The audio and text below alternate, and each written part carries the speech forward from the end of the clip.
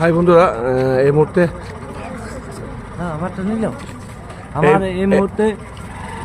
রয়েছি Raghunathpur super speciality হাসপাতালে।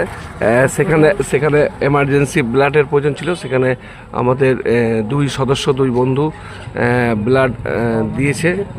সেই ব্লাড জোগাড় করলাম, তাদেরকে অসংখ্য ধন্যবাদ। দেখতেই পাচ্ছেন যে আমাদের এই যে রয়েছে বন্ধু, আসা মাত্র একটা রক্ত জোগাড় করা হয়েছে, আর বাকি এই যে পিছনে যে ছবি দেখতে পাচ্ছেন, একজন রক্ত দিচ্ছে আর একজন রক্ত কাল দিবে। মোট তিন ইউনিট ও পজিটিভ দরকার ছিল।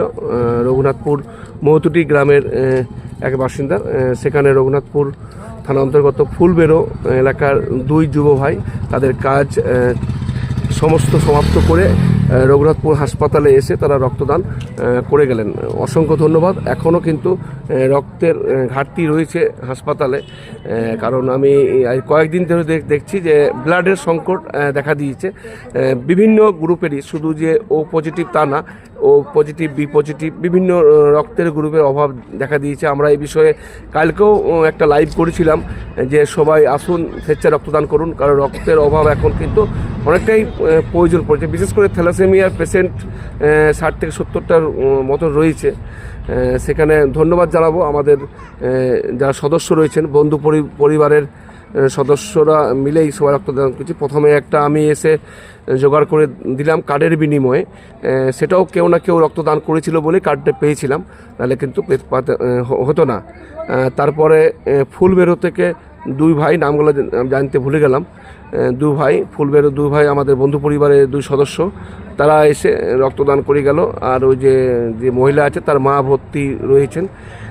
অসংখ্য ধন্যবাদ। এত রাত্রেবেলায় ঠান্ডাতে যে ঘর থেকে আপনারা ছুটে এলেন হাসপাতালে, রক্তদান করে গেলেন, অসংখ্য ধন্যবাদ। সবাইকে বলবো এইভাবে সহযোগিতার হাত বাড়ান, কারণ রঘুনাথপুর সুপার স্পেশালিটি হাসপাতালে ব্লাডের কিন্তু সংকট এখনও রয়েছে। তো সবাইকে বলবো যে অবশ্যই সবাই আসুন, রক্তদান করুন, কারণ একমাত্র রক্ত যেটা মানবদেহেই তৈরি হয়, গাছে বা দোকানে কিনতে পাওয়া যায় না। সেটা সবাই যদি দান না করেন তাহলে কিন্তু মুশকিল হয়ে গেছে। দান কি করছেন না? করছেন, অবশ্যই করছেন। বিভিন্ন এনজিও, বিভিন্ন সংস্থা থেকে রক্তদান করছেন, কিন্তু সেটাও তো মনে হচ্ছে না। একটু পরিমাণটা বাড়াতে হবে। আর যারা সময় নেই, ব্লাড ক্যাম্পে দেওয়ার সময় নেই, তারাকে বলবো যে কোনো ব্লাড ব্যাংকে যান, ব্লাড ব্যাংকে যেয়ে পরে আপনার স্বেচ্ছায় রক্তদান করুন। 3 মাস পর আপনি রক্তদান করতেই পারেন। সেখানে যে আপনি কাউকে হেল্প করছেন সেটা আছেই, তার সঙ্গে সঙ্গে আপনার নিজের যে কত বড় হেল্প হচ্ছে সেটা আপনি যেখানে যাচ্ছেন ব্লাড ব্যাংকে, সেখানে জিজ্ঞেস করলেই আপনি সব কিছু তথ্য পেয়ে যাবেন। এই নিয়ে আমরা বারবার ভিডিও করে থাকি। আবারও বললাম, সবাইকে ধন্যবাদ এইভাবে পাশে থাকার জন্য। এই রক্তদান করুন, জীবনদান করুন এবং নিজে সুস্থ থাকুন।